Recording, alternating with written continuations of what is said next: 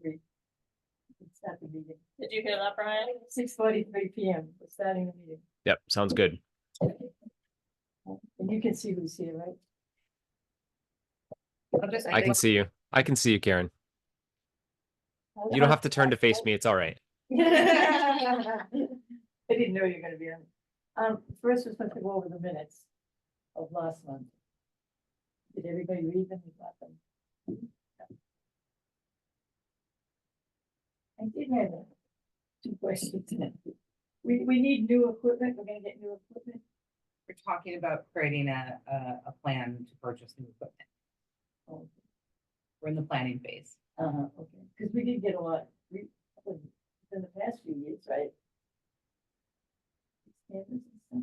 Yeah, not necessarily the studio. We're talking about like portable equipment. We're talking about other things that I will present when we're ready to ask for money. So And the language access from UP. No money.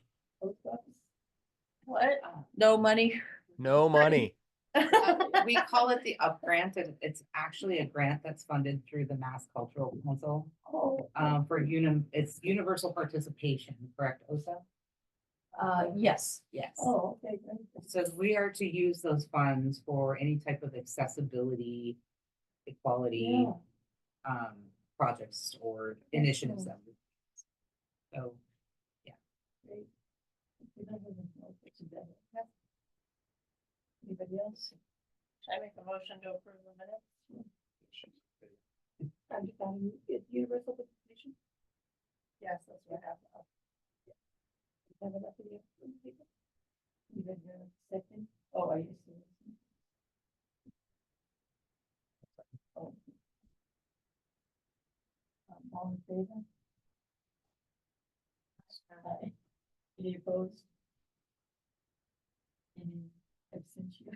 Oh, are you accepting that? I voted. It's okay. Thank you.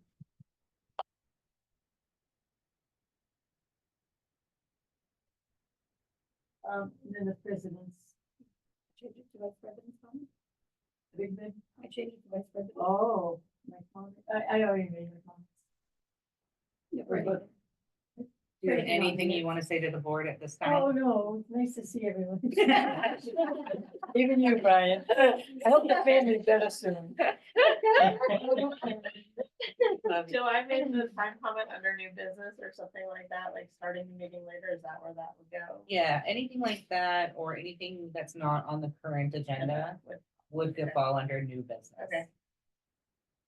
My recommendation to potentially move to the neighborhood view Oh, right now. right now and give it just a few more minutes. Are you okay with that? Sure. But it's at the vice chair's leisure to Sure. modify the agenda, so.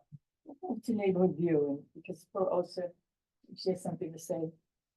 Oh, you don't? No. Well, we have a presentation on our fundraiser, but I was kind of hoping to give them a few more minutes, maybe. Emmanuel? Yeah, we're waiting Emmanuel for and people Ari. Oh, Not to I be see. here, so do they have other things?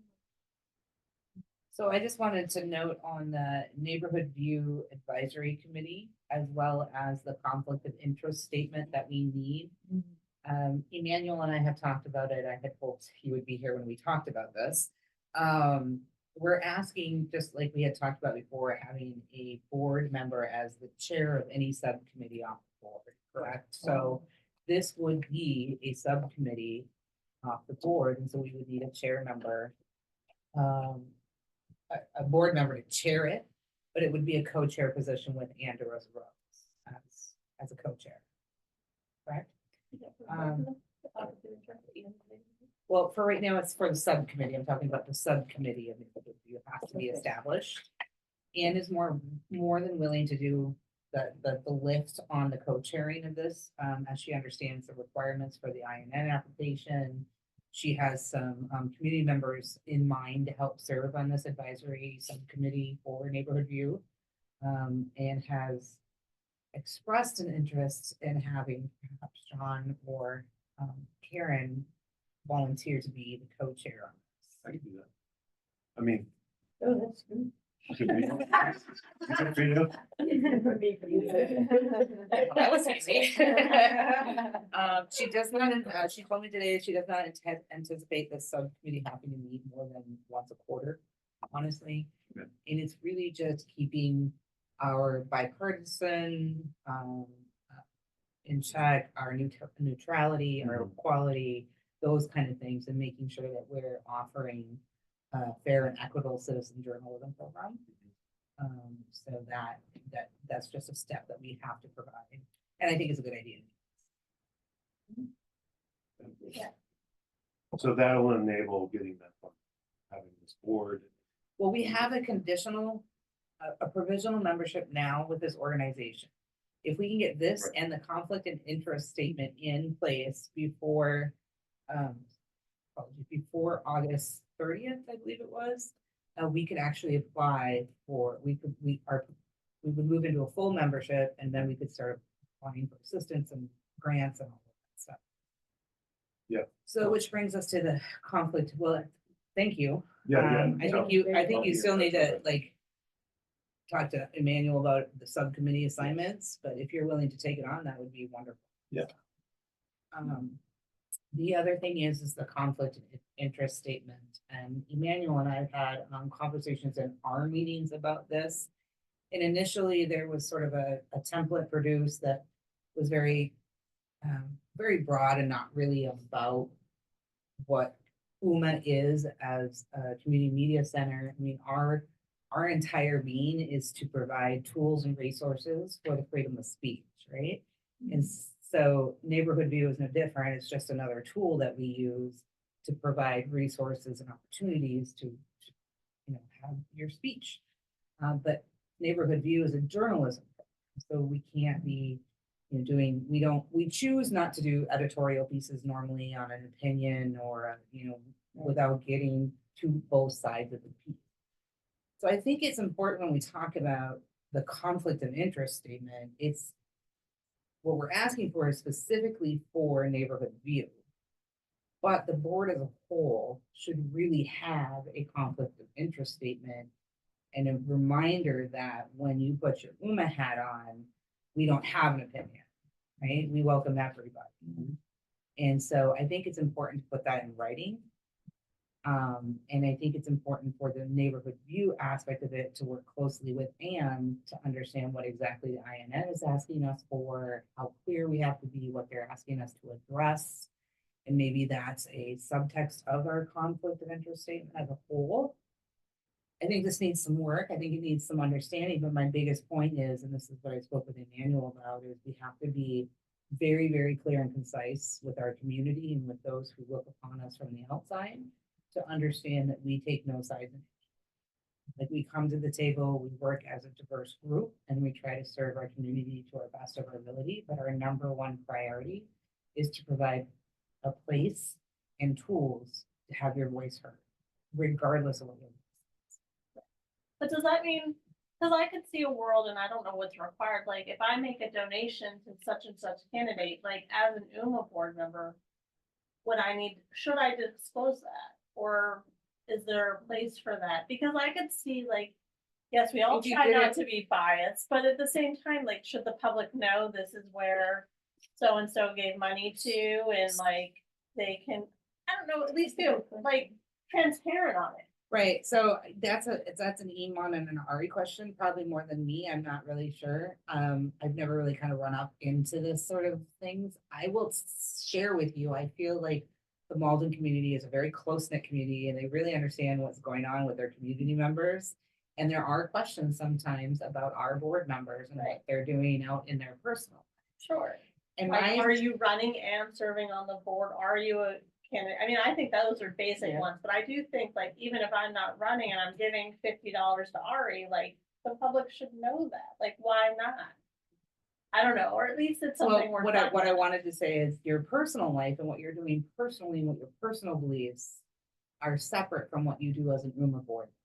And that's what I'm trying to say, is like, you have to leave that at the door when you come in. But as an employee for my corporation, I don't, right? Like, if I give $50 because I work in securities and exchange, I don't know how I can have an effect. Maybe Brian could explain it more, but I know I have to disclose any political contribution. Again, I have to just get it don't okay. know. I'm sorry, I don't know. But I just think there's situations where like, even though I'm supposed to leave my politics at the door when I show up for my work. That, when I sign that agreement, I say that I will disclose, I will not only disclose, but I will get pre-approval. Like if I went to Malden Dems, I have to get it approved. Hmm. So it's not just, You are a volunteer for our organization. Right. You're here in a volunteer That's true. capacity, I'm not so you're getting not a paid. staff member. right, So it may be different, but this, I think this would be an excellent question for Ari. She's done Okay. a lot of research on this kind of stuff. And Emmanuel will probably be able to Right. speak to that too. I think the conflict of interest statement is gonna take a little work. And I don't know if we'll be able to hit the realistically be able to hit the August 30th deadline like we would like to. Because I'm the type of person that would like to do it right and not hurry it. And I would like these questions. yeah, I agree. I think there's a lot of questions. But I think, I was kind of segueing into the conversation that, as I mentioned, Iman and I were having about how we want to remind the board, and I wanted to remind the team, when you come into these doors or when you're out in the community as a representative of UMA, you have no opinion on anything. That's just the way it works, right? You support everybody and you really are just out there telling people how our organization can be a support. That's all we do. So, and I think our conflict of interest statement has to be set in line with. So I'm sure we could take some boards statements and kind of modify them as far as what your responsibility is as a board member. Right, But as a general overall. right. So I think we should probably table the conflict of interest right now until we can have a deeper conversation about it. Is it something we have or something we have to make up? It's something we have to make Oh, up. okay. And I will follow up again with Anne, unless maybe you can speak to it. I'm not sure what exactly she needs for the piece for the INA.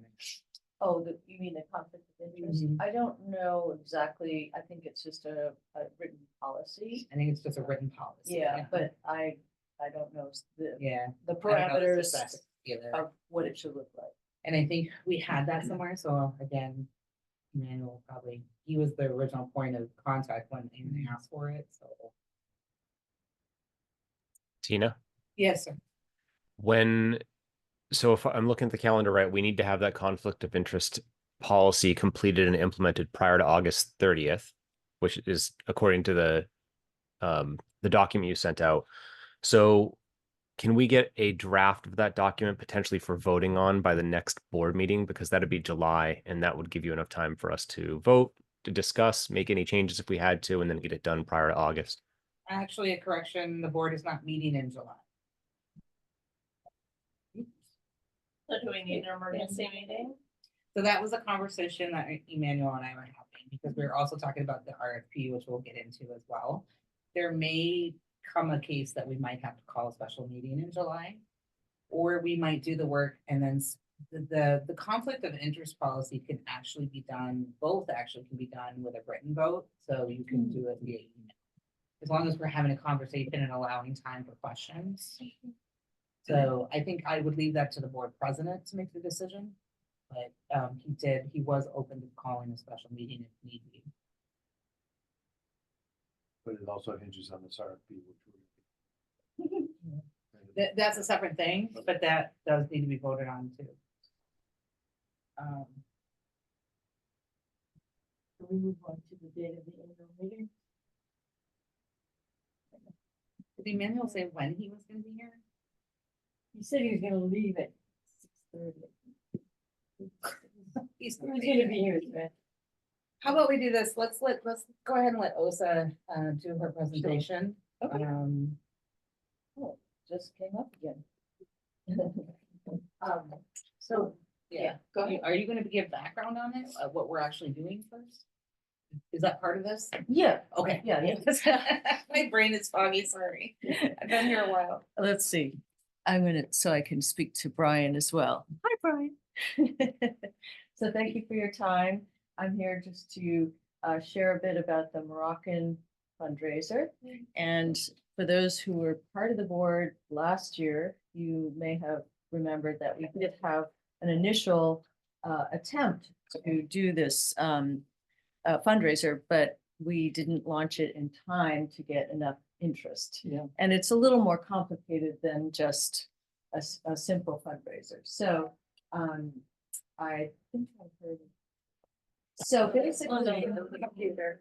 Was it your computer? Yeah, Oh, it there's was. tape on the door, so they should be Okay. able to come right in. So, so this fundraiser will be a trip that goes from the 14th of February to February 28th in 2025. And it's going to hit a number of cities in Morocco. And for those who are not familiar with Morocco, it's North Africa on the west side. And you would travel from New York to Casablanca, which is about a 7-hour flight. The cost for each individual is $4,000, which is double rooms. If you want, you can pay for a little more for a single. And $1,000 per person comes to Uma. And this is thanks to the generosity of Adi Ouadadou, who is a Malden resident, and he comes from Morocco. He is an experienced travel guide. So if we had 10 minimum people, we'd make 10,000. We have 20 max, we'd make 20,000. So that's the way the math works. And there he is. Sorry about it. You just Just in time. I just Just okay. started All right, to well, talk about the fundraiser. And it's just to recap, it goes from 14th of February to the 28th of February. And so we're starting to do our campaign, marketing, but wanted to make sure that you all knew about it, had any questions, got excited about it, and maybe even go on it. So this is the potential. The deadline to apply is the 15th of October. And so we're definitely gonna get going, and we're probably a little bit late at this point, but I think we have a good plan. So so I want to say that Adi Ouadadou is one of the top tour guides. He is such a gift to anyone who's traveling to Morocco. He gets rave reviews. And so here's just a few words from him. People who go on my tours actually get a really rich experience. They get to explore a country that they have never been to, a culture they have never been to, and they come back with great knowledge about culture. I lead them in person, and they present the true culture of Morocco, reality about Morocco. So people actually get very close to the culture. And I think that makes my tours very special.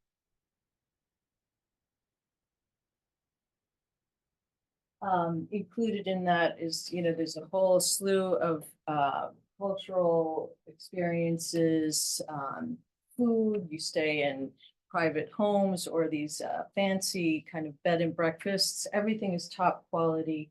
And he makes a big focus on the culture and arts, and his family, many of them are artisans, and he himself is Amaziren, which is the indigenous group of Morocco, and they are actually the majority, though the dominant culture is Arab. So it's a very interesting history. So he has a real clear understanding of the complexities of the history on many levels. So our plan for outreach is we're going to do a newsletter. We did a newsletter. We're doing one tomorrow morning. A series of posts about different aspects of Morocco that we can draw from Souad Akib and several other things that have happened already. And we have a pretty large population of Moroccans in Malden. We will have some info sessions, and we will share it with other community media centers across the US. That was Tina's suggestion. Because it doesn't have to be, you don't have to be from the Boston area. You could be from Sweden. I might ask my cousin to go. And we're gonna do targeted outreach to people we think might be interested, people who are artists or that kind of thing. And then networking through the Umaverse, including you. And so what we're asking is for you to help by emailing the invitation to 2 or 3 friends or colleagues that you think might be interested, or you can share it on social media. When we do a post, you can share that to your network. And, or you can bring a flyer, which I will give you each a copy, but there's a digital version as well. If you are at a meeting, bring a bunch of flyers, or of course you can send those in an email as well. And there's a lot more information, including a whole series of articles that Bonnie Blanchard wrote when she went on this tour with Adi several years ago.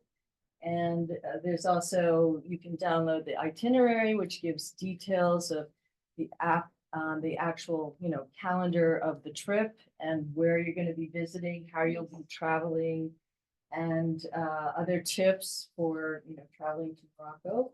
And so, yeah, and there will be more information there. We hope to collect some video from Suad from the Moroccan gallery. And so there's so much, I'm hoping to go. Yeah.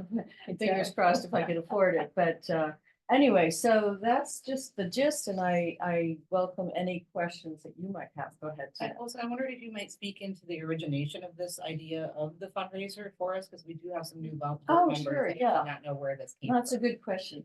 So Adi is a resident of Malden, and both Anne and I know him, and he's been an active community member, and he approached us to say, look, I'd love to support UMA.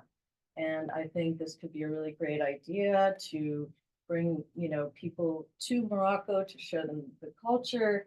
And then they have this wonderful experience, and I'm willing to take a portion of what I make to donate it to UMA. And then there can be a media component as well, where people can take pictures, videos, and we are going to think about that a little bit and see how we can organize it so that perhaps what people capture can be included in maybe a video, or we can publicize that. We don't know exactly how that will work, but so that's sort of the origins. And if you've met Adi, he's one of the kindest, biggest hearted, Yes. charismatic people. And he's just a gem. So that was the origin of this. Do you know how the dates were picked? It's according to his calendar, his availability and sort of when is a good time to go. Is There that is a school very break? good time. It's not, I just looked, it's the week after.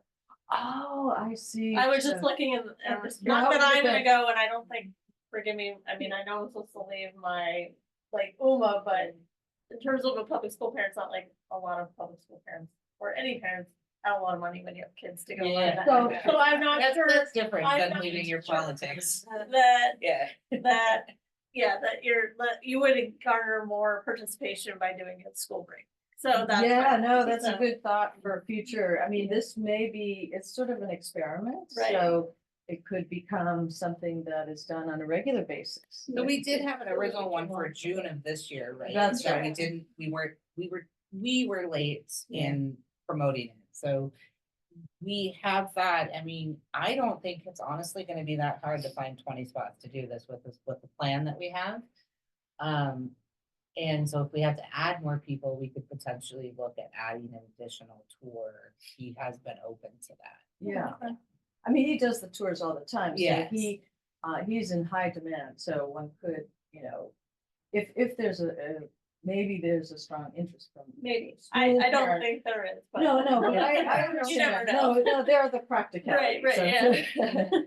And But fun. outside of that mindset, what we were asking, the board and specifically because, we know you have strong ties in the community, some of you know some with some deep pockets. Sure. Right? So I would ask you honestly, pick up the phone and be like, hey, did you guys hear this? Right. This is very that I'm like, cool. Is there Which any- is what I'm intending to do when I'm Right. in California next week, because I can guarantee you people are gonna be blown away by the fact that we're doing something like that. Right. And I have at least 3 or 4 friends that I know that would be like, well, I'm gonna seriously consider it. Yes. So that's the mindset we were trying to think about. We're not trying to strain anybody else's Right. pocket. Right. This is just like, oh, you know, I've been Yes. thinking I really want to go to Morocco, and now I get some more community media. I just don't want to go. Is there a chance we could get this translated into Arabic? Because there's a lot of bilingual people in Malden. that Oh. speak Arabic Well, and interesting. English, and they made, like, I love these types of trips where it's like everything's planned for you, so maybe they're more apt to be like, oh, I've been meaning to go to Morocco. Now this trip is for us. Yeah, no, that's a good idea. Are there any like trip requirements, like minimum age or anything? I Oh, think, yeah. That is a good question. So- Kids are- So I will say to you, there is a ton of information on the website, on our website, like really great information about the nitty gritty of the actual trip and stuff like that. I don't think there was an age limit. I don't think so. I'm just looking here. Somebody. Are you gonna have handouts ready for tomorrow for the wine tasting? Yeah, I can, I mean, are you going to the wine tasting or I can? I am. Yeah, I'm You going want- to the wine tasting. It just seems like if you're targeting the demographic that would be able to afford a trip Oh, like this, that would be a That good would place to be start. Very good. If do you want, I can leave flyers here or I can email you I think the it's a good flyer idea to or email what it would to be best everybody. for you? If you want me to bring flyers to the event, then you would want to leave them at Uman and have to pick them up at some I point can keep tomorrow. them up right now because I'm going as well. Ah, There she, you go. we have, So there we you have go. a That's courier. perfect event tomorrow to just go. mention it to 2 or 3 people, right? and I can Just send it to say. Marielle, friends of the library Yeah, too. Of course, yeah. And yes, if we have a request to translate it to something else, so we'd I be like- happy that's to a do lovely that. idea. I think That's smart. Oh, You I know. have to do it. I mean, This is a guided tour in English, I believe, correct? Correct, Yes. correct. So translating it to Morocco, I like the thought process, but if it's a guided tour in English, then translating it isn't really going to be necessary, right? a lot of bilingual people in Malden, that speak both English and Arabic, and so this could be shared through the Arabic community. Right. And it's just to raise, reach more inboxes. It could be made clear that the tour will be be in English. But it's a good point. I mean, that's, yeah, but I'll find out. Yeah. I can't see if that is a good question, the age limit. So I will note that Yeah, I wrote that down too, because I was like, oh, that's a great question. down. So last time what happened? We just didn't have enough time to promote it I mean, again, this is a more ambitious fundraiser, right? I can't drop $4,000 to go to Morocco next spring unless you all approve my, I got something coming to me, but, you know. And you always want it with something like this, you want like an 8-month lead time, because some people have to have request time off like this Yeah. 6 months in And advance. this was originally proposed like pre-COVID, but I think with COVID, like, it just had to be pushed So back. yeah, this has been something that's been in the work for years, and it's all been Ann and Osa's Oh, hard work, I- and primarily, And she it's just couldn't the be here main tonight person. to. It took there wasn't a good start and buy-in in the initial phase. And then the marketing plan wasn't in time. Yeah. So now the 3 of us have dedicated effort and time and energy to making the plan and trying to get the board on board. Minimum requirement to make this trip happen, we have to have 10 people. We have, otherwise it won't happen. And I think we had 2 people for the last one. Expressed interest. Expressed interest. So what you're trying to do is get them to make the commitment, get them to get to buy the tickets or really consider it, and really stress the point of, hey, deadline's October 15th. If we don't have 10 people by October 15th, we can't do it. Now, we are So- gonna have info sessions. I think something like this is useful to have an in-person or Zoom. So people can ask questions and meet the tour guide. And That's when you great. meet him, he's the real deal. Yeah. He's really the real deal. So then you feel you trust it. And we hope you're all excited about something like this. Yeah. I'm excited about this Would because it make sense if we can do one meeting in- I think this is for Adi. He is very well seasoned and experienced and knows what works. So he really runs the info. session, So, doesn't so I think, oh, you mean the info session? You'd have one info session. I think we You can do talk it to in him about that. the- we I did that one. think, you know, again, to the point of who is this targeted to? You know, language translation is always a good idea, but you want to think about, I think it was a good point that you're thinking about who are we targeting? And if it's going to be in English, ultimately, it would be sort of misrepresenting the trip if you offer That's a Arabic great point. translation. Yeah. then, oh, I'm going, but I don't this- speak very good English, so, you Right, know, right. so. I don't think it would be bad to have the flyers in different languages. Yeah, yeah, I mean, Why? I don't understand. I mean, I get like from a standpoint, but you have to be able to speak English if you're gonna Yeah. understand the tour. Right, but some people can find out about it. But, you know, but if once they you don't choose grab to their be information, you know, attention. Their English, I think, would have to understand the tour. Right, right. If it's in Haitian and they don't know English. We No, can it's talk only- to Adit and We'll see what talk his to Adit opinion and see what he is about thinks. what we should do for marketing. I hear what you're saying. It's about the marketing of it. Yeah, yeah. But again, no, think about that right. mindset of who's actually gonna sign up for this, who's got the extra, well, really $8,000 to From like. Morocco, I don't think you're really gonna go on this tour, right? I think some Chinese people could be interested. Some Chinese Absolutely. people Yeah. with money. there are a few. So, any other questions of, so my point I was making was that I love this idea and I'm excited to bring this across the country and share with our colleagues. Because this is all about the culture of another community, right? And it's about a community that's here in Malden and we're offering opportunity for our, you know, for people to actually experience that culture. We hope to do things like this in the future, you know, art, culture, is what everything we're looking at, media arts, and I think this is a wonderful way to launch it. So I'm hoping you're as excited as I am about the project, the good work that Anne has done in the partnership and the blessing that Adit is, you know, so. That's it, though. Like, marketing him in a way, because like, I don't Yes. wanna take a tour Yes. with EF education that my high school kid goes on. I'm sure it's great. But like, I think this Absolutely. is, you know, that's like $3,000 that the high school offers, which I think it's in that ballpark. And But we have. Right. So you saw that video, we've been recording videos with him and working with him, And I I believe think- he's coming back next week. like, right? I just wish his photo was on here or Yeah. something like He's a that. very good looking guy too. And it does help. That's the If you say so, relationship, right? You know, one appreciates beauty, you know? So we appreciate, so if you have other thoughts about how we can solidify the commitment to this, I mean, because we'll surround the numbers, we need $20,000 by October. Cause if I had the money, like, that would be Right. great, right? And he would be my selling point, like that. Yes, Not I he's not good 100% looking, but just agree like, with you. it's the human being who's gonna show me and like, We should You add know, this picture though. so. You're right, you're right. Only Blanche is a selling point to me. Yeah, that's true. This is true. She went on the tour. Well, if you Right. go to try, you know, if you go to his website, you see, I mean, one review after the other that is just like, Right. this has been the life-changing experience of, Right. you know, and so. So what I would say to you, that, I mean, there's six of you sitting here right today, if you could even talk to one person in your life who would seriously consider doing this, I ask you to try, right? If you can do 12 people, that's even better. I don't even know 12. Stop. All right, But also seeing our social media posts, Yeah, making sure sure. that gets out there. I love the idea of talking about it tomorrow night at the community events. Again, Nice I don't think it's gonna be that hard to at least get 10 spots, right? Yeah. And if you know that funding opportunity, that gets us already halfway to our fundraising goal in October. So. Any other questions about this specifically?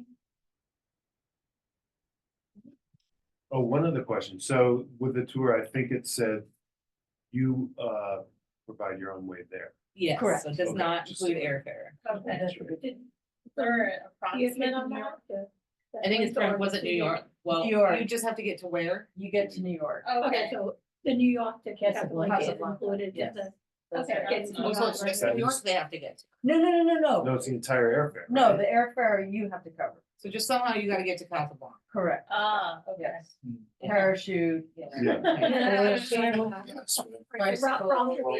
and that was my whole point, because I have friends that live in California that I know that this has been a bucket list for them, and I'm gonna be seeing them. Perfect. And so I'm gonna be like, you could do this and support community media at the same time, Yeah. you know? And he does have some, Adi has some tips on, you know, what airlines and when and how to get the best deals. You could add a New York because it applied to. Yeah. Boston. Correct. Why not somehow? Yeah. So, but yeah, anyway, thank you for your attention. Thank you. Thank you, Ryan. And if you have any questions, you can email me or Ann. And then we will also have info sessions, so those will be very. All of them. Oh, yeah, should I email it to you? So. Oh, yeah, she wants the proper spelling. and Yeah, everything. I didn't even want to try to. Oh, okay, Is it on yes. the website? Is it on our website? It's on our website, right? It's on the. I just brought up the link. Let me see. Yes, I always, So we skipped the annual meeting date, because we wanted to be Here you there. go. Absolutely. And we talked about neighborhood view and conflict of interest. Okay. We didn't really get into. because we were told that was. That is my. I shared with the board kind of what you and I had talked about in our meeting Yep. earlier this week and, Yep. and how it might be a little bit more work than. It's not ready to be like put on our website. Yeah. We need to write it, Right, and so it might take a special meeting or it might take a written vote. yeah, all right, so I think we should, I think we have, time, right, I mean, I guess that's where I'll pick it up then, and Karen, thank you for starting this, by the way, in my absence, I should say, and thank you everybody for your patience, yeah, all right, so we'll pick up from conflict, actually, you know what, before we do the conflict of interest, I don't wanna breeze over the date for the annual meeting, because I do believe that's actually important. So, so let's start there with the date of the annual meeting, if everybody can pull up their calendar, please. And I believe, right, and talking with Tina, and I think how we did it, excluding last year, I believe it was always the third week in September, if I remember correctly. So that, yeah, you and I were chatting about that, and I don't have the bylaws in front of me. I know they were modified last year to accommodate to accommodate the December date. Right. So I believe within the bylaws, there is verbiage that the board can unanimously select a different date. FYI. Yeah. All right, with that being said, how does everybody feel about that, right? Do you want to keep it to where we were in September? Because I feel like, in personal, right, that when we did it in December, I felt that it was like, all right, like there's a lot going on, boom, and then right into a new year, and you know, I'm not personally crazy about doing this in December, and I do remember why we kind of pushed it back, but is everybody on board with doing it in September? Do you want to does the board have any other suggestions to push it into October? I mean, my preference is to keep it. Yeah, I would just keep Yeah, it what's on September. the That's second the one? goal. Jewish Yeah. holidays? It's not like I really Uh, know. Yeah, there are any Yeah. Jewish holidays That's that what I'm week? checking, but I don't think so, but. So Rosh Hashanah, Yom Kippur. Yeah. Yeah. Okay, Right, right? Rosh Early Hashanah is October. Wednesday, October 2nd. Yeah. Oh, okay. And what about Yom? what's That would the be other- after. And after. And no, and the other, Yom Kippur, is that? It's the after. Oh, okay. Yeah. Oh, They're both oh, in oh, they're both, oh, okay, so they're We're both. related. Yeah. So my wife will kill me for this, but my suggestion is on Thursday, September 26th. And Right. it's her birthday. Celebrating. Well, then that's, It's a but different then, each but that's year, going right? right to the. is that the Yeah. third week? That's- I'll be that's the away. fourth My week. grandfather's That's the fourth turning 100. Wow. So I may not be here. I may be here, but I never. Well, I try to shy away from Wednesdays because I don't know the dates Raelene's in here and they're sticklers about their nights. And we plan to have the annual meeting here like we did last year. Yeah, So Tuesday nights could work too. Tuesday nights are hard. Oh, you yeah, know, yeah, like, Tuesday you nights are know, not good for you. Look, if it's not gonna cause I a mean- divorce, then, you know, Go for the 26th. Yeah. I mean, if you're not gonna get don't divorced know. and, you know, you wanna Fine. see if, It's one of many birthdays. yeah, exactly, yeah, she'll have another I'm birthday. gonna have next to year. go to all of them. I'll just take her all on a really nice dinner that night. Good luck. Yeah, just take a Frank Steakhouse. What I gotta share with the board, just as a chuckle, is when I read that in the bylaws, I said to my wife, oh, we're never gonna be able to celebrate our birthdays again, because ours are 10 days apart, so. Yeah, his is the 26th. I mean, unless you guys, look, unless everybody wants to agree to push it up, like 2 weeks, like right after Labor Day weekend on that 12th. I am not available that week. What about a Monday? Is anybody opposed to doing it on a Monday? Follow I Monday. think we just leave it at the Leave it? 26th. We'll leave it at the 26th, We're not that's gonna fine. accommodate my wife's birthday, no. You're on record saying that. Oh, don't. So anyways, all right, so. We're just recording.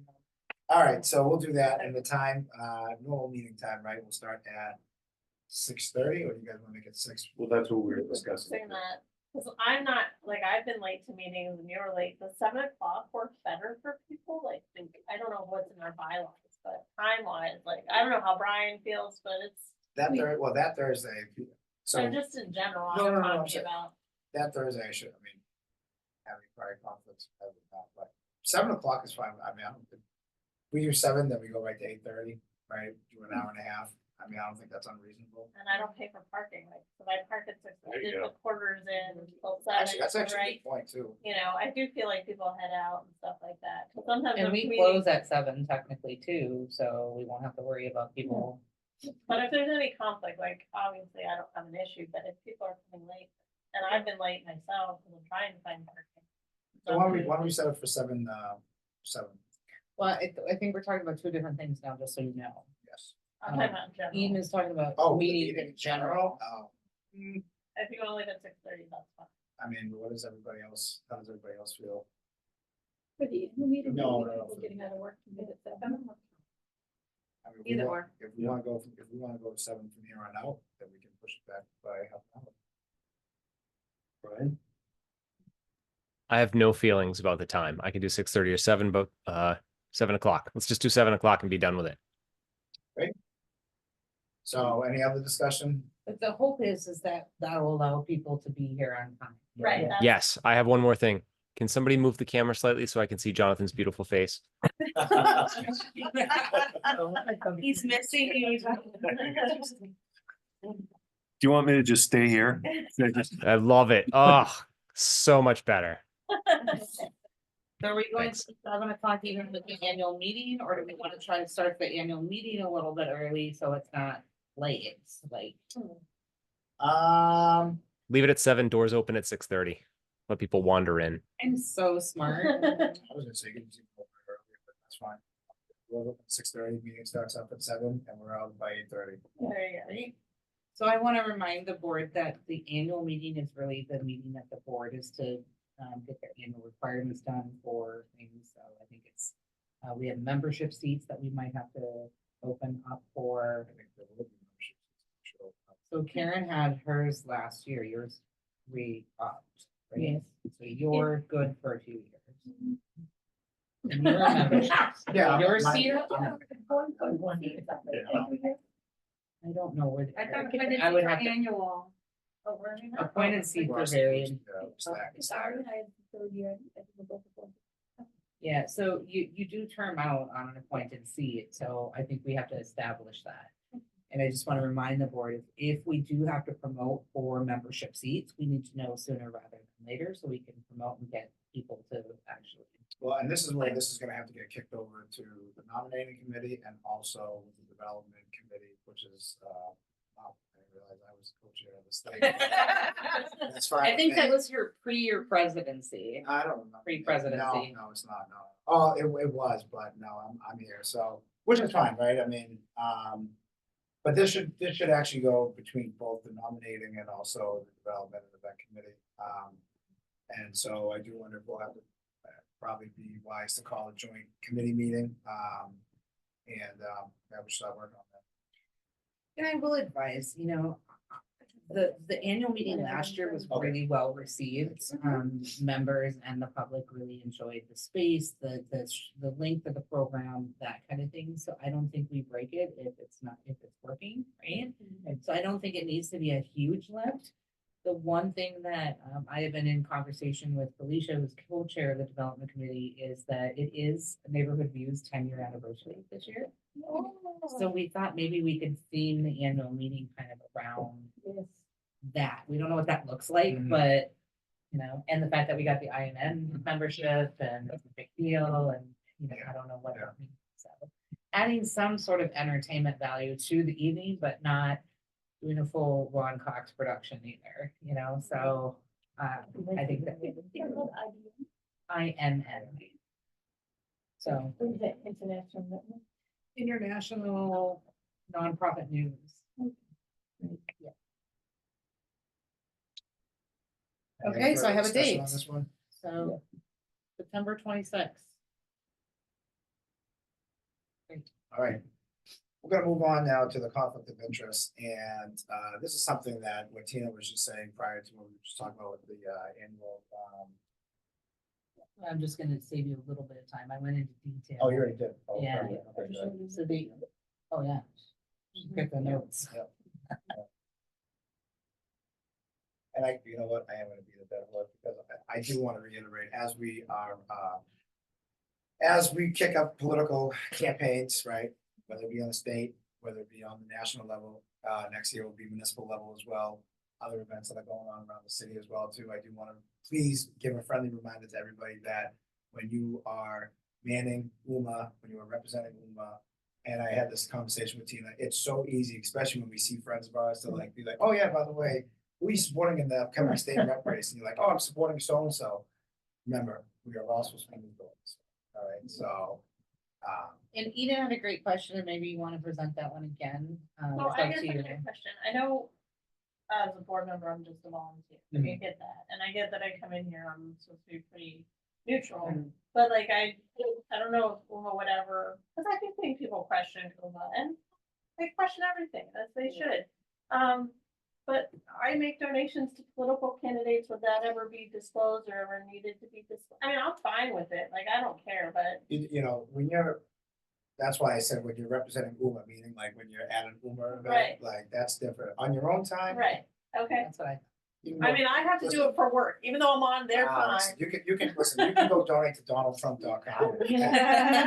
Lock her up foundation. I don't know, when you're, you know what I mean? Like, but, well, when you're here with UMA, when you're on, you know, representing UMA, UMA's official capacity, I think it's just mindful. And I'm guilty of it too, right? I mean, Right. I'm guilty of that. If somebody came up to me and was like, hey, you know, who do you like in this race? Or who do you like in here? And it's like, oh yeah, I'm just talking to you as a friend. Like, yeah, like, very mindful that, no, we're just, and again, that's only when you're like at, A table, Yeah, a right? table, yeah. or an event. Right, Yeah. okay. And So if I'm at or- the library, that's. Or fine. I will say this, you know, if somebody's talking to you about UMA and our operations here and you're talking to them with your UMA hat on, that's when you don't, that's when you're neutral, is it? It's just when you're wearing your UMA hat. and also too, right? I mean, I like, and I said this to Tina as well, like, I know that, you know, we're obviously all very visible in our community, right? But we live all in Malden, we, you know, we volunteer on other boards. And then, you know, obviously we have friends of ours that are on social media as well too, right? Where we take posts and we share them. So I mean, it's no different than like, I mean, again, it's just as long as you're not doing it, like Tina was saying, with your UMA hat on. Okay. Like I said, I don't. I donated actually. I mean, don't be taking, Oh, don't be taking UMA in some controversial social. Oh, God, I know. please, oh, please. No, I can't but tell you how many that, times you I get think that's the that. point, you know, Yeah, like, exactly. just understand that you are a public figure for our organization and to act in accordance with that. And it'd be Yeah. no different with any other, whether it Yeah, be the Malden Democrats, you know, Yeah. that's the one that comes to mind right now, just because, but it's like, no different than Malden Dems, no different than. if I But was it in is Malden. different. This is a nonprofit. Malden Devs is like a political organization. Yeah, it's, it yeah, is. but you still wouldn't, no, but I mean, like, you still wouldn't, you wouldn't try to put the organization in a bad, Sure, is what I'm sure. trying to say, right? So it's. For anything. Right. I think most people will. Right. You'd be surprised. Yes. I know, you'd be. So it's just, you'd be surprised what people do when you don't, when your guard is down. So it's just something like that. And so, yeah, all right, that's all I Okay. wanted to say. All right, Do we moving have on. to sign anything or? Yeah, just so like what a do we green have light? to do? Uh, Statement. So with the working on that. yeah, the statement I gotta work on, and it's Okay. not just like some generic statement I can go and find on No. Google, like, I mean, there's a lot, and I think that when we talked, I think this was something that I believe the executive committee is, right, this was the executive committee, we probably have to work on this one. Yeah. I think this is probably better. I mean, suited as for I that. mentioned, I think we could find a template and It's gotta be own something. it, Yeah. but it's going to have to speak specifically to how community media works and boards of community media centers. While I'm out at the conference, I probably could get some examples too. Yeah. I know. Which actually- Are we gonna address, because I do think people rightfully have questions, I know, I guess you can, and we've addressed that, so elected officials are allowed on the board, right? Because it's not a conflict, right? That's correct. Or at least according to law it is, but I can see some conflict in general, like, what, I mean, you can imagine anyone, like, maybe not a person you like being on the board and then not agreeing with their beliefs that they're on the board, and like, I could see a world where I would have issues. Like, I couldn't, I'm not So gonna lie. according to the state ethics committee, I it is know it's not. legal, right, but I do think it's a broader question, or while you're running, are you taking advantage of the situation that you have board and we do media coverage for political, like, So to sorry. clarify, we don't actually do media coverage for political candidates. We offer all candidates an equal opportunity to speak in our Right. studio, and then all we do is record Right. the forum. Right, We actually specifically partner with community groups so that we are not hosting them, Right, we are right, not we're asking promoting them, questions, we're right, not yeah. doing anything. right. The only thing we are doing is providing transparency in our government, which is what we're required. Yeah, no, I agree with, So that's the dialogue that needs to come but I out. just worry that as much as we say it over and over again, that That's people for will, anything, I okay, mean, That's, yeah, again, that could be said. Okay. I could say my hair is blue over and over and over again and. Yeah. you know. It'll change. Are we thinking ethics, commissioner, what is it called? Allows candidates or elected officials to serve on the board. Is it ethics official? The ethics commission. We currently have an elected official on our board. Right, we do, Oh, right. all right. right. Oh, And also too with that, I mean, I would also think too that any person with kind of ethics or something would double check, right? And all, like, none of our Right. stuff doesn't go, like, yeah, and our stuff doesn't always go before the city council, right? I mean, the city council does no. not approve our budget, it's the No, mayor's office right. that this comes Yeah. from. So ultimately, even if we had somebody from the school committee, a state rep or whomever, True. right? I mean, and if they were, Right, they're gonna have to recuse themselves, Right. right? And also too, like, if we, going to your point about somebody running and sitting on the board that you don't agree with, I mean, we can't limit people from not That's running true. for this either, right? I mean, No, we want. right, we needed, I mean, Okay. I was just gonna say, I would like to Okay. have a diverse, Okay. voice on the board too sometimes. I mean, I don't wanna run into an Right. echo chamber, I mean, True. you know, so. And I would add that I've always been open to having a city seat, a school district seat, a Right. youth seat. Hmm. Like, I think it's important that we represent our community, you know? So that's a work in progress. well, that but- gets hard, because we're not Malden. At least for my, like, are we urban media arts? We are urban so- media arts, yeah.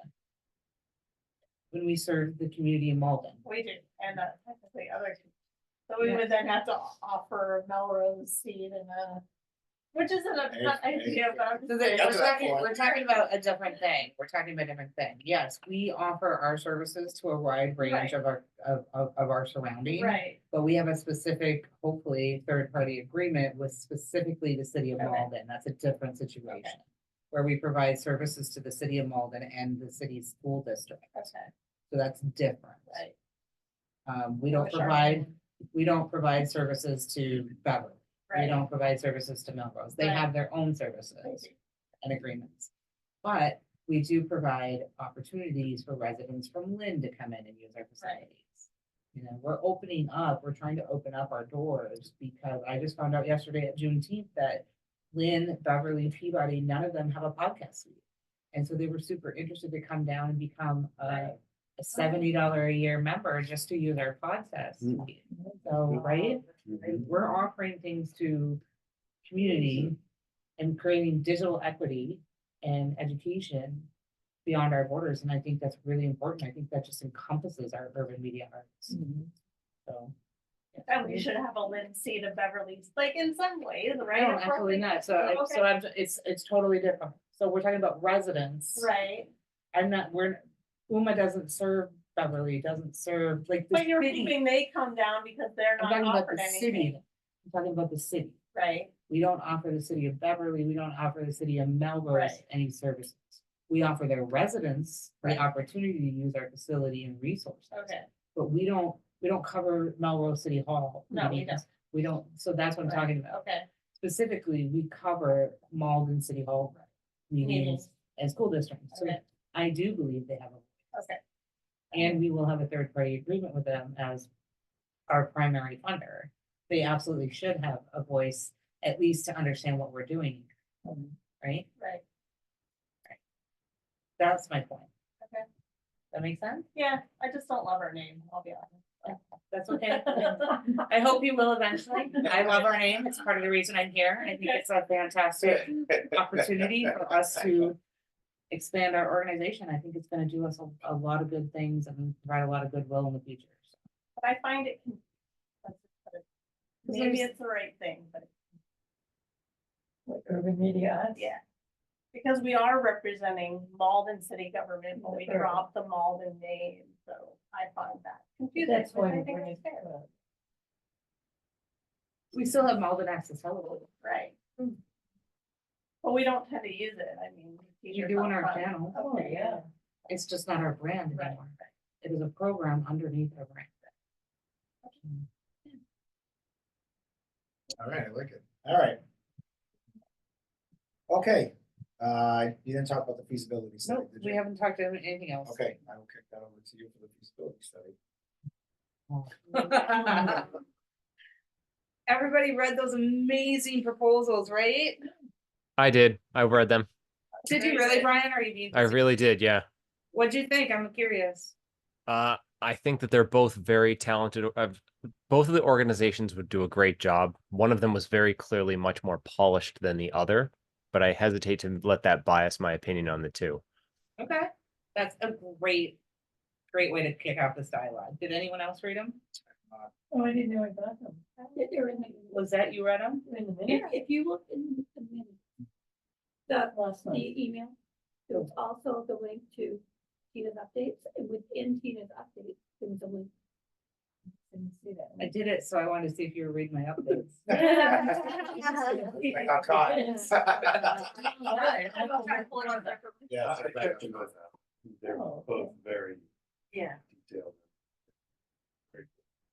yeah, I agree with Brian and what you were saying, and, that one of them is the same group that did the like, feasibility study, or whatever, for the courthouse.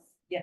I think that's pretty cool, because it should, if you like that plan, that is. If you didn't like that plan, then you probably have a clear choice, but that it could offer continuity, because before that courthouse project is done, you'll probably be the pseudo courthouse project, like, you know what I mean? Like, you'll be the arts and culture center involved until that is completed. Yeah, so- that's a good way to look at it. so I figured it's good continuity, but one was definitely much fancier. than the other, but their projects were, all of their projects are super impressive. Everything that they provided for what they've done in other communities and including media centers. So I wanted to share with the board that Felicia Terlanzo and I spent a considerable amount of time pouring through both proposals. We had a standard rating sheet that we went off of, and we rated both proposals individually, and then we came together as a group on Tuesday and had a conversation about the proposals themselves, about our rating forms. It was very interesting and kind of telling that Felicia and I were on the same page with something and Terlanzo was way over here. And it's really about the fact that, you know, both of us are very organized and kind of forward visionary thinking, sort of creative, and he's very practical, who's gonna provide me with the wiring and the building kind of thing. I will share with the board at this time that we're still waiting to hear back from references. We did make a decision on Tuesday on who we're leaning towards, but it will depend on the references. And we'll want to potentially, view a few of their recent projects, like actually go. So with that said, and because we are recording the meeting and I want to be fair to both, firms, I don't want to state who we're leaning to at this time. But I would say that it won't, the board doesn't have to decide on who we're picking. But the board, I do believe, has to vote on the actual awarding the contract because it's it's over 5,000. Although I wondered about this because it's a grant funded project and we did do that vote last year because it was for the Mass Cultural Council. I still think it might be good practice to vote on the awarding the contract. But it, you know, if anything, it can't hurt. I mean, if anything, even if you didn't need it, it would just show support, right? That like the board unanimously supports that decision, you know, so like. Even if it was not, even if it was not binding, I still, like, to your point, I don't think that'd be a bad, it's not bad optics, right? Sure. So, Unless the board feels strongly and wants to make this election themselves, I would look for direction to be able to use our combined expertise as UMA staff to make that decision. Or if you had questions about the proposals or wanted us to ask additional questions, I would like to. I think when you guys are the ones working here all the time, it should be what seems the best for you guys. So you're Really great idea, Lori. Maybe ask us something. Right. I have a question, and I'm sorry, I didn't see information, but they're talking about the courthouse, is that what they were? No, we're talking about UMA. Oh, okay, that's. Yeah, what I thought. One of the firms that sent in a proposal is the same firm that did the feasibility study for the art and culture center. Oh, okay. Can we say the name of the firms or no? What's the- Absolutely, we So have, it's Payette Architect, yes, right? LLC. Scott Payette, architect, and And architecture. UX. It's actually called UX. Okay, I'm reading another. So I noticed that for both of them, they both said that they would provide 2 plan options. So I don't know if I'm questioning. I guess I just didn't expect 2 plan options, but I think it's pretty cool. 4 options. Well, No, you no, pick one company you and they pick would one have company and to- they'll give you 2 plans. So the primary focus, and I want to remind the board that this is a facility feasibility study. So, right, so they are gonna come in and they are gonna poke around our environment from the roof all the way down into the basement. One of the firms already brought up, you know, if you want to use the lower level, you have to think about airflow and HVAC, and I love that. And I was like, okay, those are things we have to think about. The direction we gave them in the RFP is, what can we do with this space? What needs to be taken care of right now? Like, are we in compliance? What needs, like, how, you know, just like, I don't know anything about this building, so tell me about this building. That's what's broken, what's not. What can we do with it? And then how much is it gonna cost us? And at the end of this, when we get this study and these designs, we can go back to them and say, okay, like this part of the design and this part of this design can, you know, we can work with. They've both been, asked, well, when we sent out the RFP, we asked for phased construction, so we wanted plans that we could do in phases. And both spoke to that.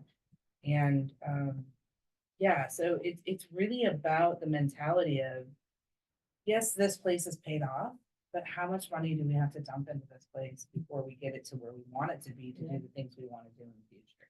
And is it viable? Are we being good stewards of our resources by hanging on to this and trying to just patch everything, trying to squeeze things? It's just like any other home ownership. Is this house working for our organization? And this is what this study will do. Yeah. So at this point, I just wanted to provide an opportunity for everyone to see them, to ask questions. I think I'll leave it up to board president if you want to call a vote now, just to let us, you know, either both of them ask for the same amount of money, so we would just award the contract to whomever we choose once we do our due diligence. Or we can wait till we choose a firm and then the board can vote, but if the board is not meeting till August, that pushes our timeline way out. So my question for you then is, what is the deadline that you need to know the board's answer by? ASAP? As far as the expenditure of the money, Yeah. to be honest with you, it's really just an admin thing, because you know we're gonna do this Yeah. anyway, right? I get Um, the vote, sorry. so I don't know, maybe the treasurer wants to, speak up here, but. I don't know that I have a strong opinion about a timeline. I don't really have a strong opinion about the feasibility study in general, to be honest. I mean, then my next question would be, does the board want some time to, because obviously we can call a vote right now, or does the board want to have like a few days to think about any additional questions that they may want? Right, we can put it in an email. I don't think we have to call a special meeting for that. Maybe we just do an email vote if that, but do members of the board want a few days to think about some other questions that may come up that they want to propose? Tina, what are you looking for from the board? So I need a vote from the board to approve to award a contract of $25,000 to a firm of that UMA staff will choose for the RFP, the feasibility study. That's the vote I need. Approving that now. I can always ask questions. Okay, so then they might say, well, it'll be fine if you spend $150,000. No, for this particular Yeah, thing, but we are once you not get to the spending study. more than $25,000. Just to get it. Just for the study. Yeah. Yeah. And a reminder, we got 17,000 of that in grant funds. Uh-huh. So, and we're planning on using the funds from the CDs that we have at M&T Bank to cover the additional 8,000. So, There'd be no further questions or discussion, then I'll entertain any motions right now. Motion. I'll second it. So, I think somebody actually has to call the vote. What was the motion? The verbiage of it. That you can go Can't ahead come and from me. hire one of them. I'm sorry, yes, that's right. So the motion is, excuse me, I'm going to vote again. No, I'm going to vote against. I'd like to actually hear the rationale behind selecting one versus the other before approving one or the other. We're not Right. approving the firms. We're Okay. approving the expenditure of $25,000 to hire one of the two firms. Okay, I'm on board. So I should say, so the motion on the table is to approve the expenditures of 25,000 to move forward with the feasibility study. And I'll entertain any more, actually, the motion had already was moved forward by John, seconded by Eden. All those in favor? All those opposed? Any abstentions? Passes unanimously. Perfect. Thank you so much from the board. That's really great. And thank you for your trust in our staff and our team to do this right. We're really excited about it. And as soon as we have made a decision, as soon as we hear back from the references, which are excellent references too, and we make a decision, we'll let the board know. And again, you still have opportunities to provide feedback. So if you have time to look through them and you have questions, or you want to even chime in on it, we're more than happy to listen to feedback. So.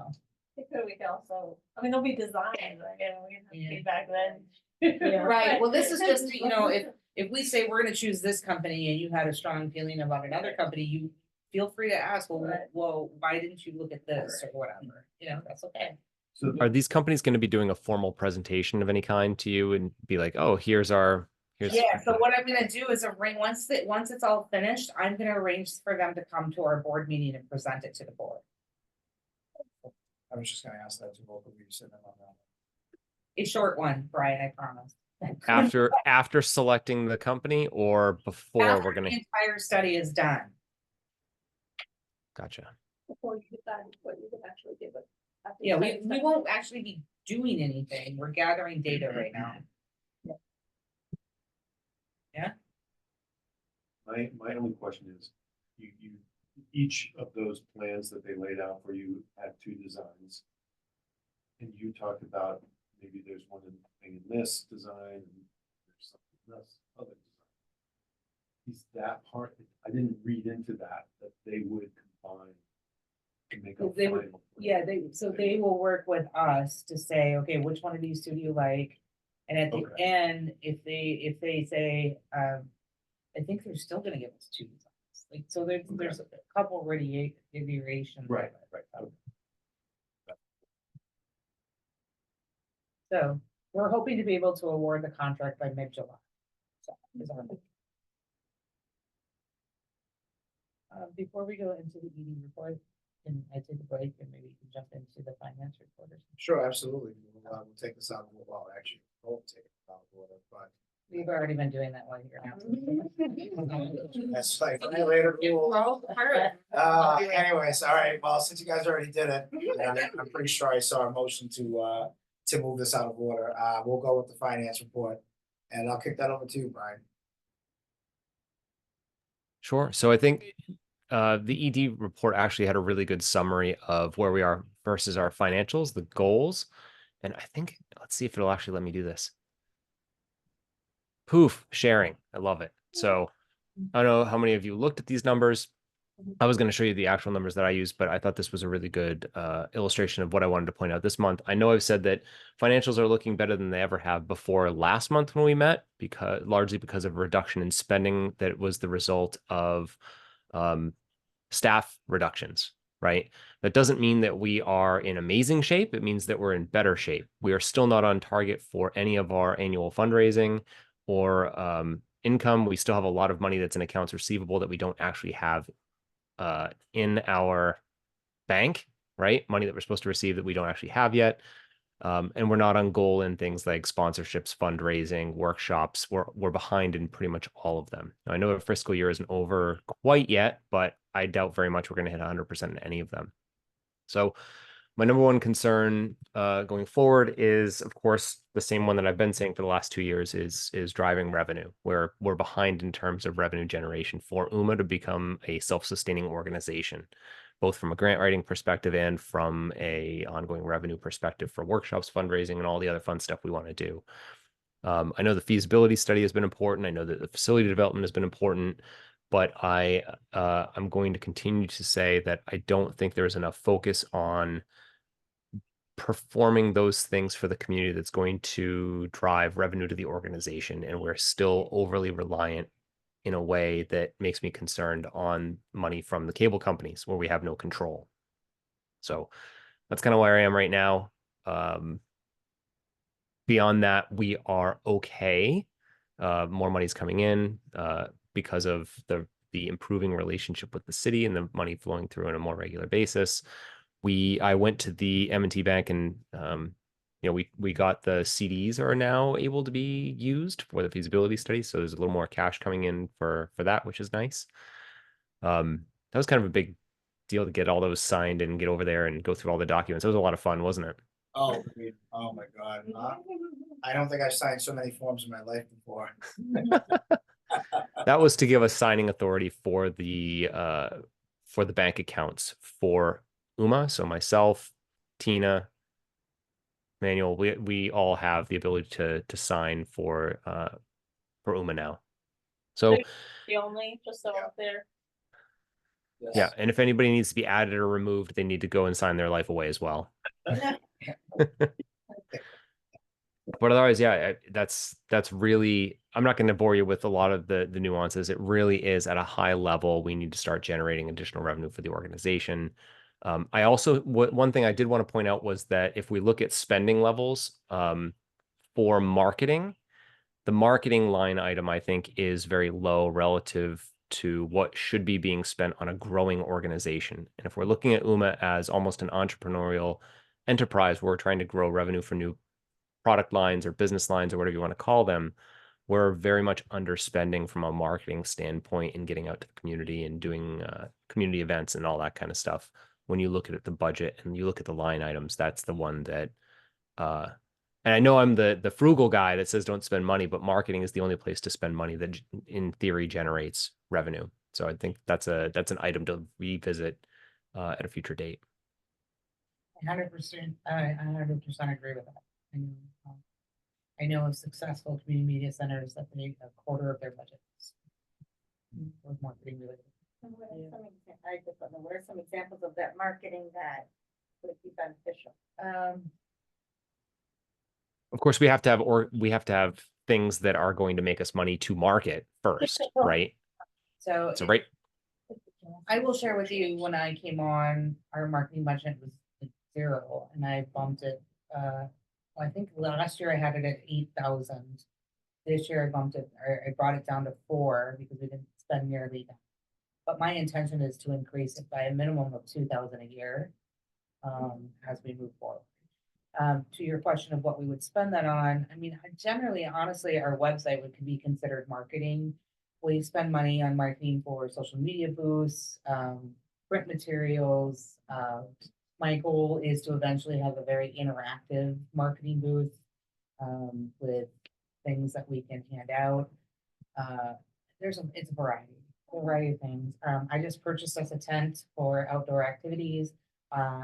Ideally, it would have our logo plastered all over it, but short-term turnaround, and we couldn't afford the $700 to do it right now, right? So, and if we want a quality one that we want to be out all the time with, it's gonna be more like $1,500. So, You can modify it, right? Like put sign.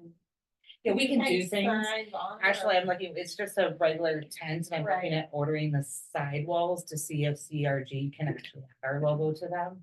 You know, so I'm on the same avenue of Brian, of trying to be as frugal as possible, but this is a short-term solution for like Juneteenth yesterday, which ended up inside, but we're at Pride next week, and it's also, you know, having the money to pay maybe a part-time marketing interns, or, you know, that kind of thing. So we're getting, you know, social media analytics, and we're getting, younger individuals to sit at those marketing booths and talk about us, or go out in the community and do conversations and stuff like that. So that's all kind of in that. So for example, when we're talking about marketing, one of the items is that the Morocco fundraiser. I would expect to spend $5,000 on a $20,000 revenue generating activity. So if we did successfully get the full number of people going, 20 people on a $5,000 spend, that's a fantastic return, depending on how much time staff is invested in marketing that promotion, right? You can't forget that staff is spending time doing this instead of something else. So I really think that UMA needs to have activities that it's promoting that are going to be a good and show a direct return on those investments in those marketing dollars, versus general spend in promoting UMA as an organization. We want to be spending directly on activities that drive revenue. It's kind of a different mindset for UMA, I know, moving from guaranteed revenue coming from cable companies to we have to be self-sustaining and generate revenue on our own. So this is going to be kind of a gradual shift. And I just want people to kind of get ready for, we're going to be spending money as we have those activities come on in the coming year, or I would hope within the year we'd have some more things on our plate. Is that fair to say, Tina? We're working on it, yeah. Yep. So that, and I think that's a wonderful point to point out, Brian, is like an example of when we're thinking about event-based fundraising and marketing, how much are we putting into it and what is our return, right? So we always want a 75% return rather than 3% return. Did the second check come through from the city, right? Wasn't that debated or an issue last meeting? So yes, we did get a check from the city, that was in my last board report, not this one. Yeah, so that was Okay. last month's meeting. We have not received anything as of yet.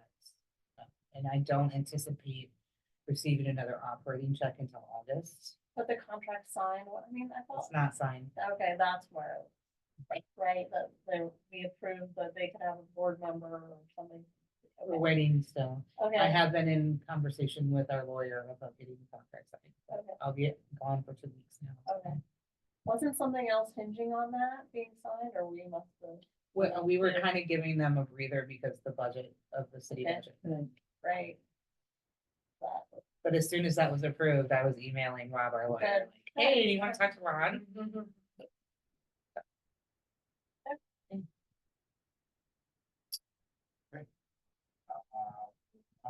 Back to you. And I missed it, so I just wanted to make sure that everyone saw in my report that we were awarded $60,000. I think $60,000 from Senator Lewis's earmark funds for the internal repair of our roof. I happened to see Senator Lewis at last week's chamber event. Thanked him personally for his support of our organization. He's very excited to continue to support us in any way that he can. And then I'm very excited to hear back about the Mass Cultural Operating Grant. It's a one-of-a-kind thing. Again, I've talked about this in the past with giving organizations, recognizing that nonprofits and struggling organizations really need funds for their operating expenses rather than go buy this toy, because nobody can run that toy, right? So we'll see. I know that we have a lot of support from the Mass Cultural Council, so I'm hoping that we do get some sort of support for that. And then When will you find out? we just submitted, so it'll probably be a couple of months, probably August. I don't know what Felicia say. No, but again, it just went through. I mean, Yeah. she just applied. Should we just, the deadline was last week. And then we did receive 10,000 this year from Adelaide Reed Bard. I have a note on my desk to write him a thank you card and invite him down to UMA. Right, for the annual meeting. Invite him to the annual meeting would be great. So that I feel like we're moving in the right direction with our finances. I'm hoping Brian said the same thing. Yes. So, Yeah. it's good things. And I want to thank Brian and Emmanuel both for helping me really get the administrative side of both of our bank accounts under wraps. I think, we're finally, we're completely up to date on the Secretary of State website. We're up to date on our bank accounts. I mean, we're really getting things solidified. So that's exciting, right? Yeah. And Google. And Google, Really. 2 years in the Yeah, making. right. First time I ever Googled this place, I went, who's MATV? And I'm not kidding. I literally had to make videos of walking across the street, opening our door, going into my office, like send them, like it was the whole thing. And we finally got Google to update us. So, yeah. At the risk of getting into minutia, also, good job getting off of a localized version of QuickBooks. Yes. That was a major concern for me when I had joined, was having all of our financial data on one computer here in UMA has made me very nervous. So that's no longer the case. Well, and what I really appreciate about that was there was a legacy of hesitation in this organization to do that because it wasn't user friendly and we were going to lose things. And I have to share with everyone that the transition was so beautifully smooth. I got an email saying, hey, you can log into your account, went on and started just using it immediately, no problem. Everything was there. The one feature, Ryan, we have not been able to get to yet is uploading receipts, but we are all going to train on that and start doing that. So there will be a ton of transparency in our spending, make it much easier for our treasurer to reconcile the books. Yeah. Excellent. Baby steps. So I just wanted to open up the floor for any questions on my ED report. Just the first bit of facility, the sub-meter project. I'm not Sure. clear on that. Sure, so it's been a long-standing contention with the condo association that there is a shared water meter for all of the units in this condo association. And 2 of them are restaurant style. And we all pay the same amount of money for our water. You just divide Yeah. it. Yeah, Equally. well, and it's not even equally, Well, I because it's understand. divided by the percentage of how much you own, so UMA owns like 32%, Privaterra owns 37, so the 2 unit owners that don't use water Right. are being charged more than the 2 units that do. So this is, I have to share with the board, this has been my gauntlet that I have been running since the day I got here.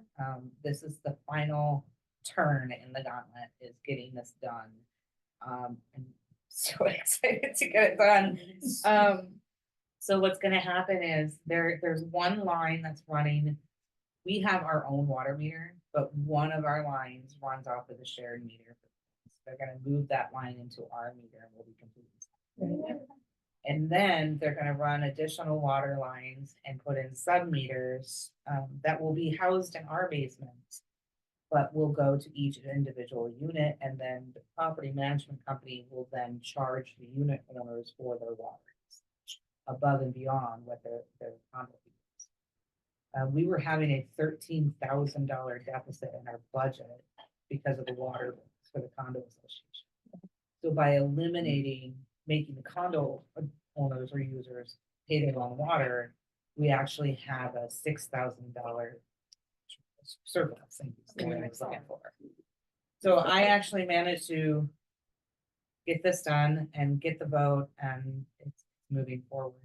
What I wanted to note is last year when the sewer line exploded downstairs when I was on vacation, we ended up, UMA ended up spending about $9,000 to remediate that and fix it. And we figured it just gotta get done because we had sewer flies and it's awful. And we figured, well, we'll just get the property management company to reimburse us. Well, they didn't have the money to run it out. So that's what you're seeing, that sewer reimbursement cost. But you'll notice it's not quite 6,000 because portion of that is our portion that we don't have to reimburse. Because we shared it among the 4 owners. But a small portion of that is going to be coming from the bakery, that 9,000, because it was determined that it was the bakery's fault. So they're liable for it. So, long story short, in order to help sustain our condo association, I suggested that we just receive the reimbursement as a credit for our condo fees, so that they have money in the bank to pay the bills until we get all this. I'm trying to be. Yeah. So I made that decision. I mean, 4,000 is not gonna make or break us here or there. So, and then now we won't have to pay condo fees for 6 months. And for the Mass Cultural Council, I think they were due June 13th, Yes. and then the announcements will be made in November. Oh, that's all November. Yeah, it says grant announcements will be made November 2024. Grant notifications will include information on the next steps required to receive your grant contract and payment, and then you've got to spend the money by July. I think it says July 31st or something, or June 30th. Something. Usually it's June 30th of the fiscal year. Yeah. So, but they don't let you know until November. That's on FAQ. Thank you. Thank you for doing that. I knew it was something like that. I mean, these are pretty outstanding grants. You can get up to $60,000 a year. So they're gonna take their time. Right, well, they said they expect to have more grants than they have cash, right? So they'll probably prorate it. Any other? I had a quick question regarding the partnerships. The city hired UMA to help with the climate action plan. Is the city paying us anything extra for that? Yes, I think there was a grant, so it's a special group from the city that got a grant to do the climate action plan. OSA leads that program, so I'm not quite sure, but I can find out for you. I'm Okay. almost positive it was a grant that they got, and yes, in fact, I know that's true because I set up the pay scale for it. So UMA is getting a small amount of additional funds to produce some marketing and a video. I believe it was $1,200.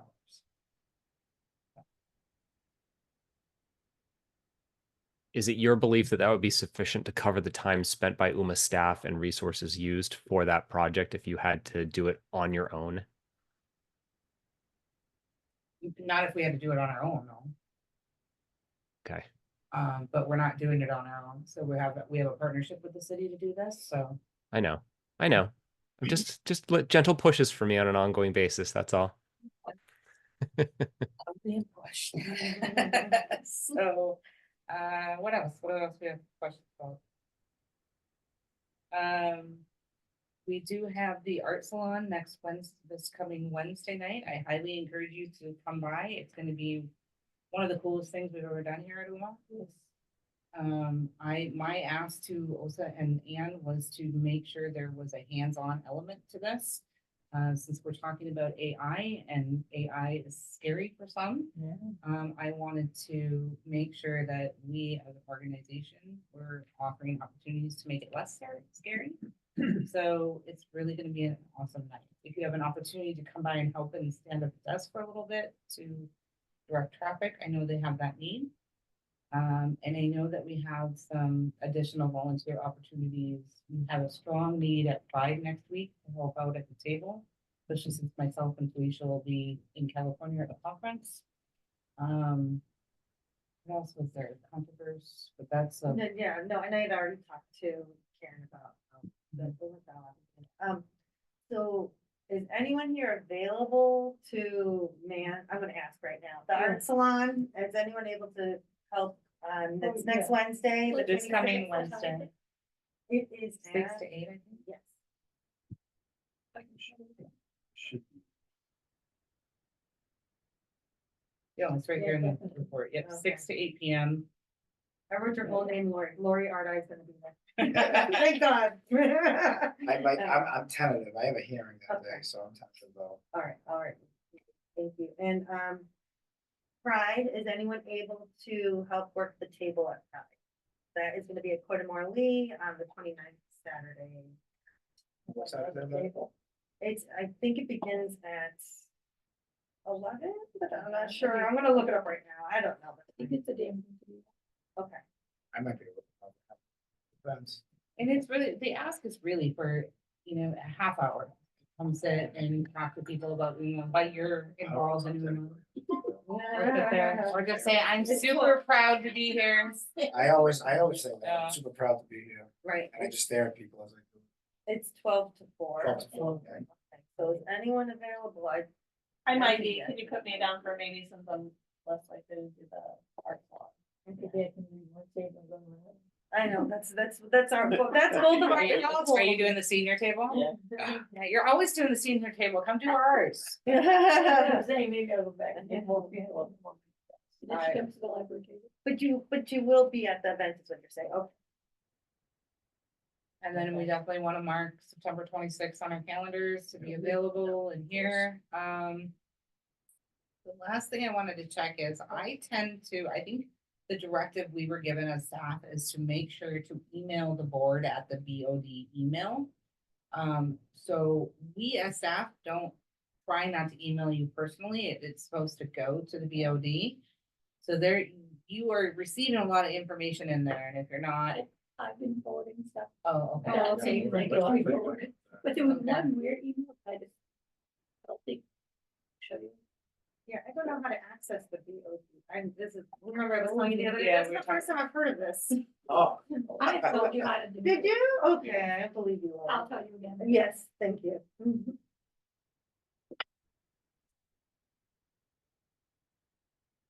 And put me on the earlier end for Okay. the prize. This is, Okay, I got I do. really.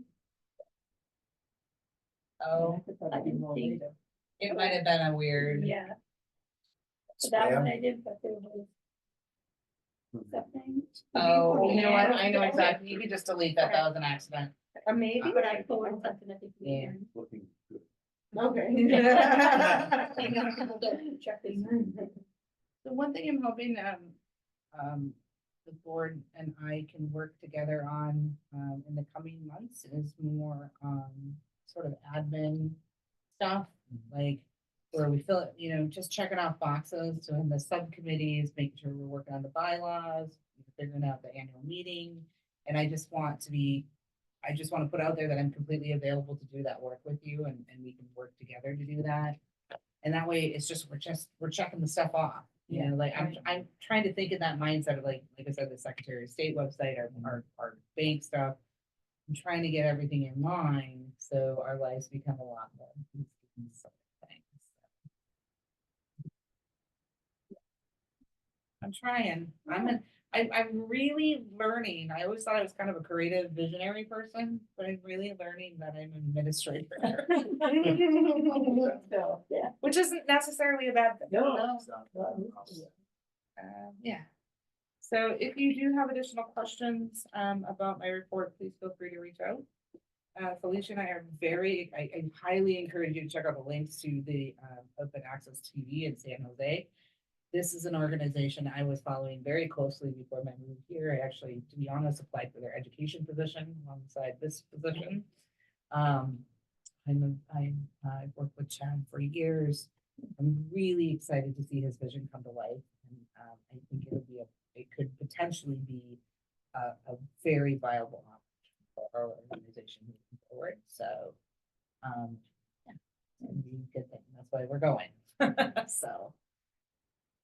And so I will be out of the office starting Monday, and then I'm taking vacation through the week of July. Not approved? I do have one quick question Yeah. about the civic engagement. How has that process been going and how have you, I saw you got you've been interviewed for thing, but. Yeah, thank you for asking, because I forgot to update, so there's an update since my update. We did have 4 applicants that we interviewed, and we have chosen 3 to move on to a second interview on the week of July 8th, which will be an in-person interview. And part of the interview process they will have to do a mock interview with the mayor of Malden in studio, and they have to bring their own 3 questions to the Oh, that's great. yeah, That's really so cool. that's where we are now. I will share that it's a very diverse young group of applicants, and I'm super excited about what the energy, multilingual, and that they will bring to the table. Wow, that's Great. exciting. Yeah, Thank you for sharing. so that position, if once the second interviews are done, if we find a clear candidate, we may start that position as early as end of July. The city's on a break now, so, right, so we can spend some time training them in and getting them set to do school board meetings and city meetings, but also a primary part of this is really building that relationship with both of those. Yeah. Sorry, I'm blathering. No. Thank you. All right.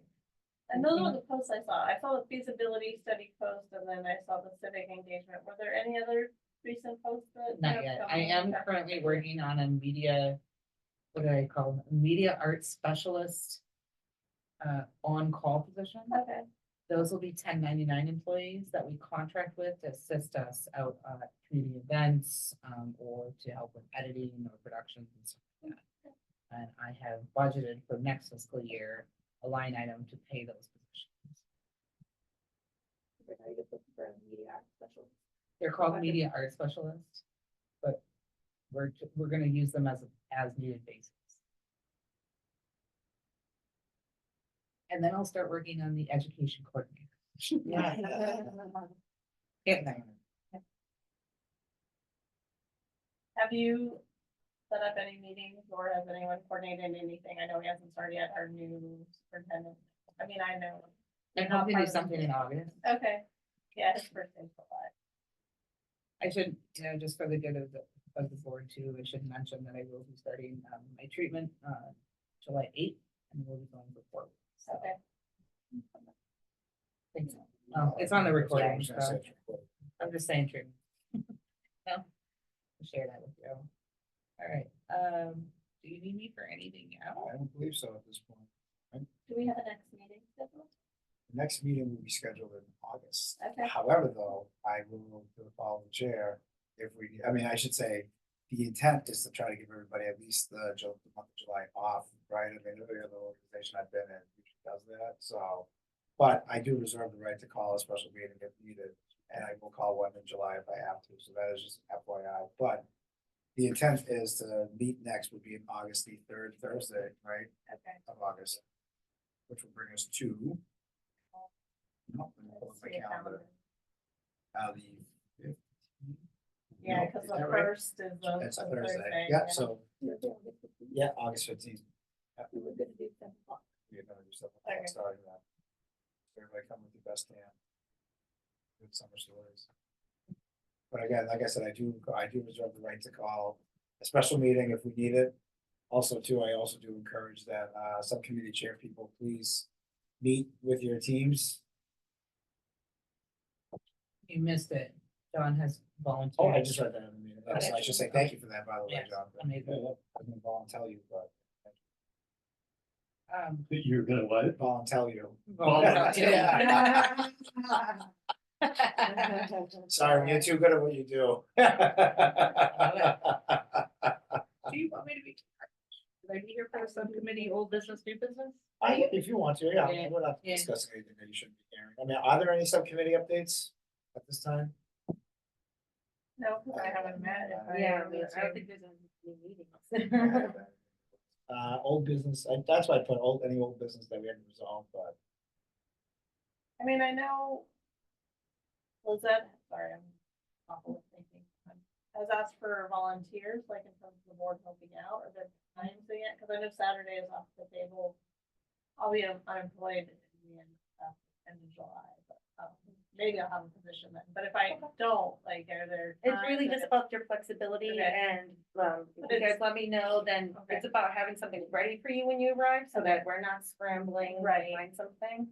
Is like a week's notice good? or- Yeah. Okay, Yeah, if you could, that would be best, but, either way, we'll take, so even if it's a day's notice, okay. sorry, Tina, I'll be like, we're gonna I'll You're text like, you. have fun finding them something to do. Exactly. Yeah, it's more about when we call specifically for these like events especially. Okay. I think it's really important for our board president to be out at some of these events, talking about UMA when he can or they can. And then, yeah, just having the board present at these to show your support, for us. don't forget to wear your English shirts, please. If you have them, if you don't, let me know. You don't have one? I Not don't yet. want either. I can Yeah. actually get you one before you leave. And then I did want to mention that we are closed to the public the last week in August before Labor Day. And hopefully that might be when we get their ceiling down. So Sure. FYI. And is that why we're closed? Because. We do it annually. We do it to clean the place up Okay. and catch up on projects and stuff like that. Okay. But it just might time out, okay. My intention is, and I've shared with the entire, well, that's why I brought this up, because I shared with the entire staff. They're not allowed to take vacation the week before. Because if we do the ceiling, we're doing it in 2 phases. The studio and the control room are 1 phase, which we'll do afterwards. But the entire rest of the upper floor, we have to take everything, absolutely everything out of the rooms and put them in this room.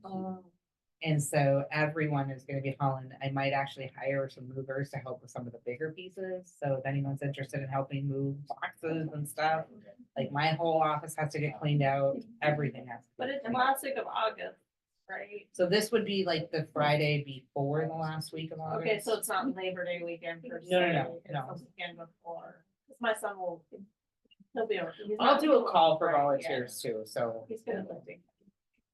I just want to give everybody a heads up. Empty office. Don't. It's just replacing. No, they're going to tear out the entire drop ceiling and rehang it and insulate and like they're doing the whole 9 yards. So it'd be like the 19th of the, What's that Friday before? yeah, well, the 30th will be the next Friday. before, Yeah, so it's that's, not that week Labor is Day, when it's, the right? work is actually happening, so it's Okay. the Friday before. Okay, right, yeah. So it's the week before school starts, it's good if you're high school kids. That'd be awesome. I'm all about, high school. Labor. All right, sounds like, Okay. we don't have any new, it sounds like old and new business were basically combined. All right, Can I just, you got your business taken care of with the meetings? Yeah. 'cause And we talked about volunteers, right? Yeah. That was the only new business. right? Yes. all right, at this time right now, I want to entertain any motions to go into executive session for the purposes of discussing, personnel issues. So Tina, this is. where That's I'll my ask you cue. to please- Let me know when you're all, oh, we stopped the recording, Yeah, don't we? we'll have to stop. And actually, also in this motion too, I will say that, to the general public that we will be adjourning inside executive session as well, so we will not be coming out back to the public, and so that's where this recording will stop. Okay.